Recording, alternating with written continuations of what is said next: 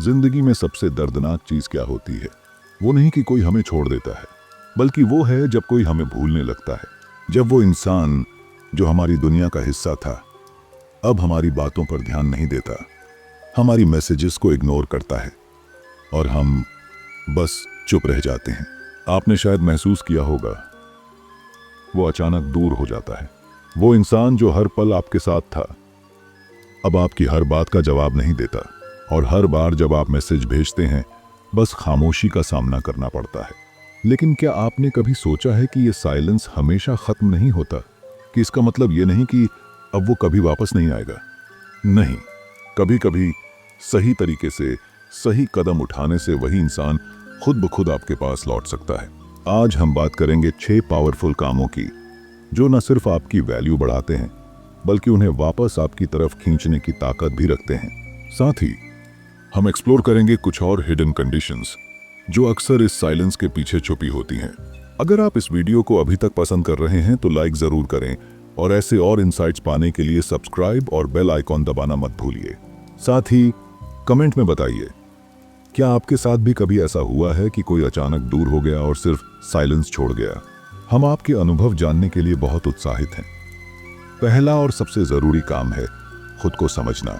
जब कोई अचानक आपकी लाइफ से दूर हो जाता है, इंसान का पहला रिएक्शन अक्सर पैनिक, गिल्ट और सेल्फ ब्लेम होता है। हम अपने आप से पूछते हैं, शायद मेरी वजह से उसने दूरी बनाई, शायद मैं काफी नहीं हूं, शायद मैं उसे खुश नहीं रख पाया। ये सोचना नेचुरल है, लेकिन यह खतरनाक ट्रैप भी बन सकता है। जब हम खुद को ब्लेम करते हैं हमारी एनर्जी और कॉन्फिडेंस धीरे धीरे खत्म होने लगती है। हर छोटी चीज पर ओवरथिंक करना शुरू हो जाता है, हर मैसेज, हर साइलेंस पर्सनल लगने लगता है। लेकिन सच ये है, हर रिश्ते में साइलेंस और दूरी आपकी वैल्यू या एक्शंस पर डिपेंड नहीं करती।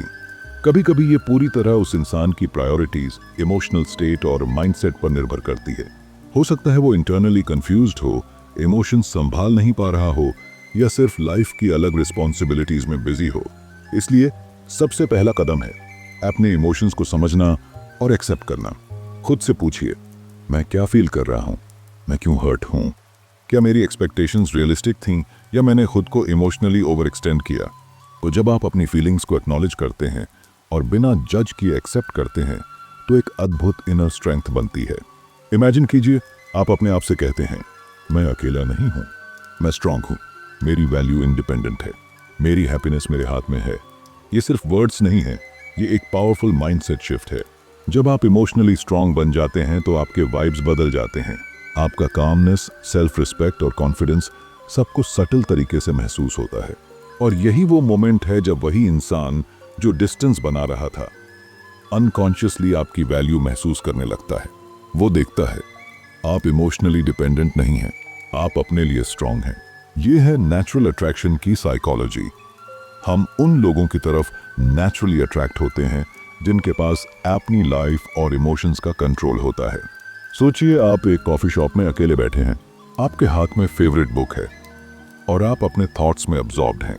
वही इंसान आपको देखता है और अचानक उसे एहसास होता है। ये वही नहीं जो हर छोटी चीज पर रिएक्ट करता था। आपका काम और आपकी इंडिपेंडेंस उसकी क्यूरियोसिटी और रिग्रेट दोनों को ट्रिगर करता है। कभी कभी लोग हमारे साइलेंट रहने के पीछे टेस्ट कर रहे होते हैं। वो देखना चाहते हैं हम इमोशनली मैच्योर हैं या पैनिक और डेस्परेशन में आ जाएंगे। अगर हम ओवर रिएक्ट करते हैं उनकी दूरी और बढ़ सकती है, लेकिन अगर हम काम रहते हैं, सेल्फ रिस्पेक्ट और कॉन्फिडेंस बनाए रखते हैं तो वो इंटरनली कंपेल्ड होते हैं हमारी ओर वापस आने के लिए। याद रखिए, खुद को समझना और एक्सेप्ट करना सिर्फ इमोशनल हीलिंग का पहला कदम नहीं है, ये आपकी लाइफ की ट्रेजेक्टरी बदल सकता है, आपकी एनर्जी और वाइब्स को पॉजिटिव डायरेक्शन में ले जाता है और सबसे महत्वपूर्ण, ये आपको किसी और के रिएक्शन पर डिपेंडेंट होने से बचाता है। दूसरा काम है इमोशनल डिस्टेंस बनाए रखना। जब कोई हमें इग्नोर करता है, इंसान का पहला इंस्टिंक्ट होता है तुरंत रिस्पॉन्स देना। हम सोचते हैं, अगर मैं मैसेज नहीं करूंगा तो शायद वो मुझे भूल जाएगा, अगर मैंने कॉल नहीं किया तो शायद वो नाराज हो जाएगा। हम अपने हर्ट और डिसअपॉइंटमेंट को दिखाने के लिए बार बार कांटेक्ट करते हैं। हम अपनी वल्नरेबिलिटी ओपनली सामने रखते हैं। लेकिन साइकोलॉजी का रिसर्च कहता है, एब्सेंस क्रिएट्स अटेंशन। जब आप थोड़े समय के लिए पीछे हटते हैं, अपने इमोशनल रिएक्शंस को कंट्रोल करते हैं, और किसी भी तरह की डेस्परेशन नहीं दिखाते, तो वही इंसान आपकी इंपॉर्टेंस और वैल्यू को नए नजरिए से महसूस करने लगता है। इंसान नेचुरल तरीके से चीजों की वैल्यू तभी समझता है जब उसे लूज करने का डर महसूस होता है। और जब आप इमोशनली काम रहते हैं तो आप सटली वही फियर ट्रिगर कर देते हैं। कल्पना कीजिए, आप किसी पार्टनर या क्लोज फ्रेंड के साथ थे। आप दोनों हर दिन बात करते थे, फिर अचानक वो कुछ दिनों के लिए साइलेंट हो जाता है। अब आपके पास दो रास्ते हैं, या तो आप पैनिक में आकर लगातार मैसेजेस भेजें, या आप अपने इमोशनल डिस्टेंस को मेंटेन करें। आप चुनते हैं काम रहना। आप अपनी डेली लाइफ में बिजी रहते हैं, work, hobbies, family, social interactions पर फोकस करते हैं। आप खुद को याद दिलाते हैं, मेरी हैप्पीनेस केवल उसकी प्रेजेंस पर डिपेंड नहीं करती। कुछ दिन बाद वही इंसान आपके पास वापस आता है। ये कोइंसिडेंस नहीं है, उसने इंटरनली देखा कि आप इमोशनली डिपेंडेंट नहीं हैं। आपने सेल्फ रिस्पेक्ट और इनर स्ट्रेंथ के साथ अपनी लाइफ आगे बढ़ाई। यही सटल शिफ्ट उसके सबकॉन्शियस में अट्रैक्शन और क्यूरियोसिटी क्रिएट करता है। सोचिए, वो आपको पब्लिक में देखता है, किसी कैफे या बुक स्टोर में। आप खुद में अब्सॉर्ब्ड हैं, कोई पैनिक नहीं, कोई डेस्परेशन नहीं। वो इंटरनली सोचता है, मैंने सोचा था कि वो मुझ पर डिपेंड करेगा, लेकिन वो अपनी लाइफ में खुश और इंडिपेंडेंट है। इसी मोमेंट में उसकी परसेप्शन बदल जाती है। उसकी एब्सेंस ने आपको कमजोर नहीं किया, बल्कि आपने अपनी लाइफ को स्ट्रॉन्ग और वाइब्रेंट बनाया। कभी कभी साइलेंस इसलिए होता है क्योंकि वो इंटरनली कंफ्यूज्ड है। वो अपने इमोशंस को समझ नहीं पा रहा या पर्सनल इश्यूज मैनेज कर रहा। अगर आप इमोशनली रिएक्टिव होंगे, ओवरथिंक करेंगे या डेस्परेट दिखाई देंगे, तो कंफ्यूजन और बढ़ेगी। लेकिन अगर आप इमोशनली कंट्रोल्ड, काम और सटली कॉन्फिडेंट रहेंगे, तो वही कंफ्यूजन धीरे धीरे क्लैरिटी में बदलती है। वो खुद रियलाइज करता है उसकी एब्सेंस आपके लिए असर नहीं रखती, और वो आकर्षित होता है आपकी स्ट्रेंथ की तरफ। साइकोलॉजिकल इंसाइट: इमोशनल डिस्टेंस केवल इग्नोर करने का जवाब नहीं है, ये सेल्फ रिस्पेक्ट और पर्सनल बाउंड्रीज का संकेत है। ये दिखाता है कि आप अपनी हैप्पीनेस और इमोशनल स्टेट के लिए रिस्पॉन्सिबल हैं। और जब कोई यह महसूस करता है, तो नेचुरल तरीके से उसकी अटेंशन और अट्रैक्शन ग्रो होती है। अपने आप से डेली कहें, मैं अपनी हैप्पीनेस खुद मैनेज कर सकता हूँ, मुझे किसी के रिएक्शन पर डिपेंड होने की जरूरत नहीं है। दो ये मंत्रा आपको इमोशनली स्टेबल बनाए रखेगा, और वही इंसान आपकी वैल्यू खुद ब खुद महसूस करेगा। तीसरा काम है अपनी लाइफ को प्रायोरिटी देना। जब कोई हमें इग्नोर करता है, हमारा इंस्टिंक्ट अक्सर यही कहता है, पूरी एनर्जी उसी इंसान पर लगा दो। हर मैसेज का जवाब, हर कॉल का इंतजार। धीरे धीरे हम अपने हॉबीज, गोल्स, करियर और सोशल लाइफ तक भूल जाते हैं। लेकिन सच ये है, जब आप अपनी जिंदगी को अपनी प्रायोरिटी बनाते हैं, तो वही इंसान आपकी ट्रू वैल्यू को समझता है।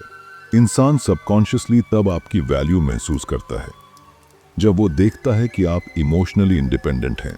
आपकी हैप्पीनेस उसके प्रेजेंस या एब्सेंस पर डिपेंड नहीं करती। ये इमोशनल मैच्योरिटी का सबसे बड़ा सिग्नल है। कल्पना कीजिए, आपका पार्टनर या क्लोज फ्रेंड इग्नोर कर रहा है। आप अक्सर ओवरथिंक करते हैं, इमोशनल मैसेजेस भेजते हैं और अपनी एनर्जी वेस्ट कर देते हैं। लेकिन आप दूसरा रास्ता चुनते हैं।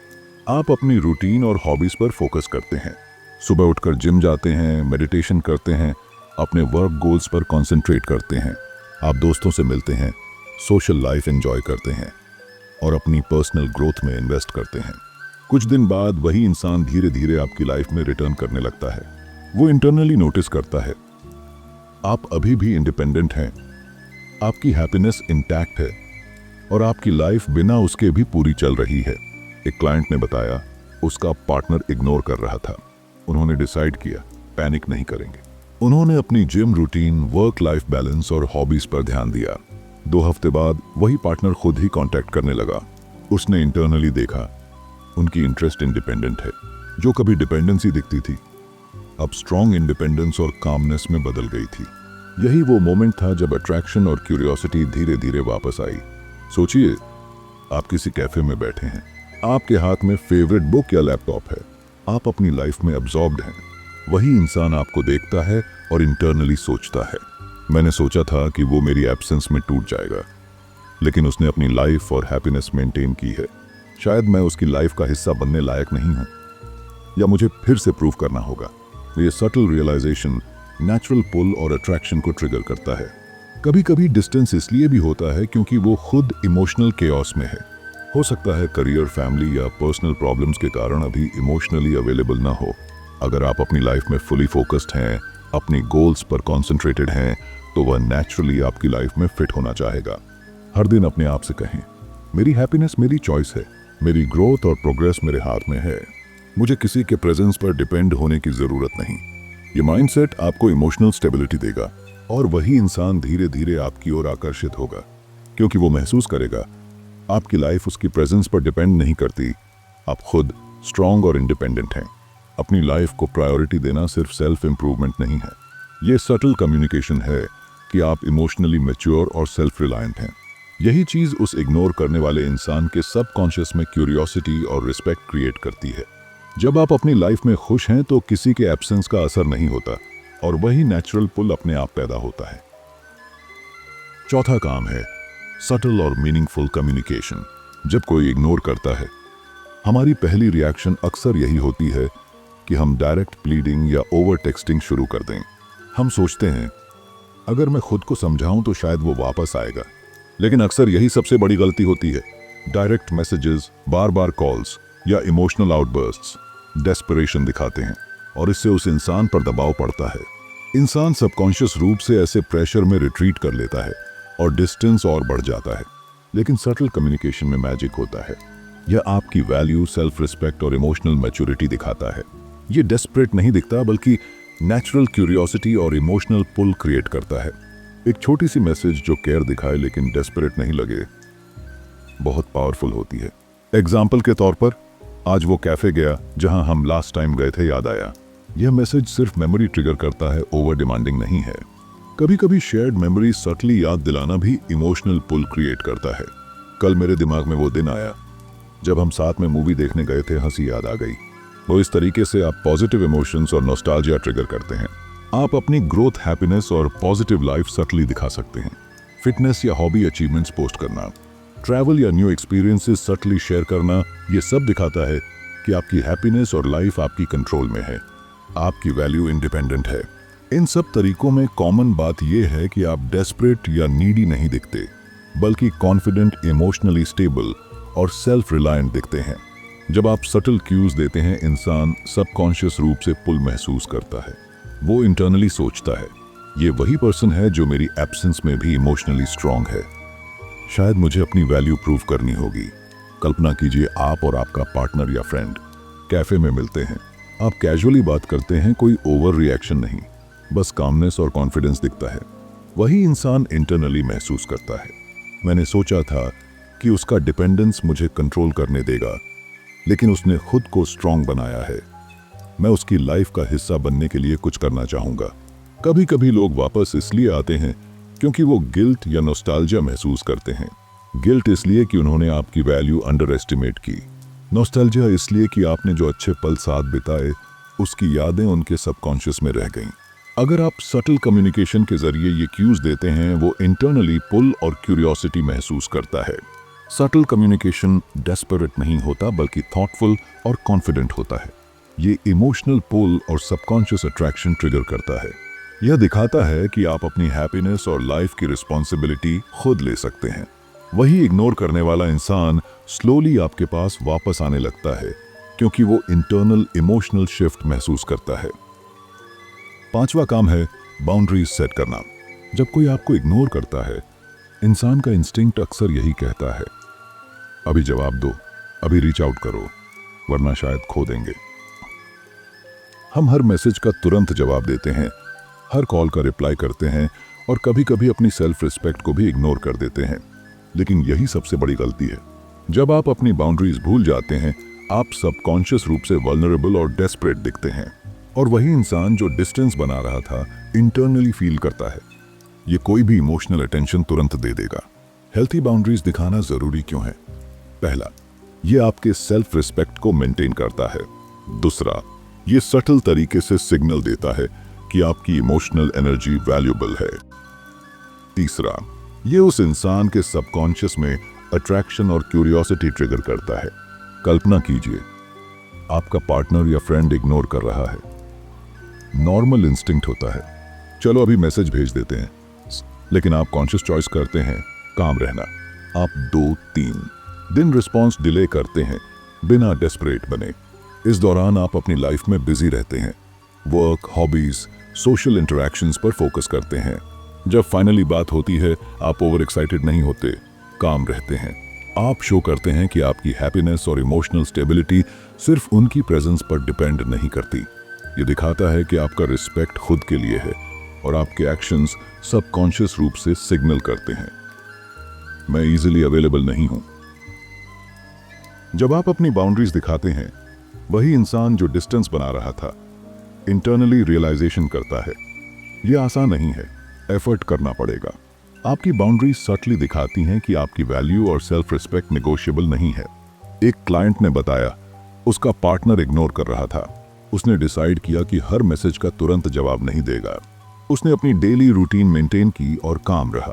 कुछ दिनों बाद जब बातचीत हुई, पार्टनर इंटरनली महसूस कर रहा था अब मुझे कनेक्शन रीबिल्ड करने के लिए एफर्ट करना पड़ेगा। ये उसने रियलाइज किया कि उसने अंडर एस्टिमेट किया था और वही एफर्ट दिखाना शुरू किया जो उसे अट्रैक्ट करेगा। कई बार लोग वापस इसलिए आते हैं क्योंकि उन्होंने इंटरनल रियलाइजेशन किया कि आप आसान नहीं हैं। अगर आप बाउंड्रीज नहीं रखते, वो सोच सकता है कोई भी एफर्ट दिखाने की जरूरत नहीं। ये जब आप बाउंड्रीज दिखाते हैं, वो इंटरनली कंपेल्ड होता है, मुझे इसे फिर से अर्न करना पड़ेगा। बाउंड्रीज का मतलब कोल्ड या अनकेयरिंग होना नहीं है। बाउंड्रीज दिखाने का मतलब है आप अपनी इमोशनल एनर्जी और सेल्फ रिस्पेक्ट को प्रोटेक्ट कर रहे हैं, और यही हेल्थी बाउंड्रीज हैं। वही सटल पावर जो इग्नोर करने वाले इंसान को इंटरनली पुल करती हैं। छठा काम, कांस्टेंट सेल्फ इंप्रूवमेंट। जब कोई इग्नोर करता है, अपने आप को इंप्रूव करना इमोशनल हीलिंग का सबसे स्ट्रॉन्ग तरीका है। अपनी स्किल्स पर काम करें, नया हॉबी स्टार्ट करें, फिजिकल फिटनेस और मेंटल स्ट्रेंथ पर फोकस करें।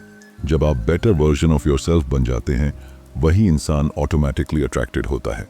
एक 38 साल के प्रोफेशनल ने बताया, जब उनकी पार्टनर ने इग्नोर किया, उन्होंने खुद के करियर और हॉबीज पर फोकस किया। कुछ महीने बाद पार्टनर ने खुद ही कांटेक्ट किया, क्योंकि उसने देखा कि वही इंसान पहले से स्ट्रॉन्गर, कॉन्फिडेंट और इंडिपेंडेंट बन चुका है। कभी कभी लोग साइलेंट रहते हैं क्योंकि वो इंटरनली फील करते हैं कि आप बदल गए हैं। जब इंप्रूवमेंट दिखता है, वो वापस आते हैं। Timing mismatch. कभी कभी इग्नोर करना टाइमिंग इश्यू होता है। करियर प्रेशर, फैमिली इश्यूज या इमोशनल केओस की वजह से डिस्टेंस होता है। Internal conflicts. कभी व्यक्ति खुद इंटरनल डिसीजंस और इमोशंस में उलझा होता है। Testing attachment. कुछ लोग सबकॉन्शियस रूप से टेस्ट करते हैं कि आप कितने इमोशनली इंडिपेंडेंट हैं। External distractions, social circle, new environment या स्ट्रेस फैक्टर्स भी इग्नोर बिहेवियर क्रिएट कर सकते हैं। इन सभी कंडीशंस में वही 6 काम आपकी पावर बनते हैं। बात करना बंद होना मतलब हमेशा लॉस नहीं है। कभी कभी ये आपको ये अपॉर्चुनिटी देता है कि आप अपनी लाइफ को रीसेट करें, खुद की वैल्यू समझें और मजबूत बनें। खुद को समझना, इमोशनल डिस्टेंस रखना, लाइफ में प्रायोरिटीज सेट करना, सटल कम्युनिकेशन करना, बाउंड्रीज बनाए रखना, कांस्टेंट सेल्फ इंप्रूवमेंट। ये 6 काम सिर्फ उसे वापस खींचने का तरीका नहीं है, बल्कि ये आपको इमोशनली और मेंटली स्ट्रांग बनाते हैं। इमेजिन करें 6 महीने बाद वही इंसान आपको रिटर्न करे और आपको देखकर रियलाइज करे कि आप अनस्टॉपेबल हो गए हैं।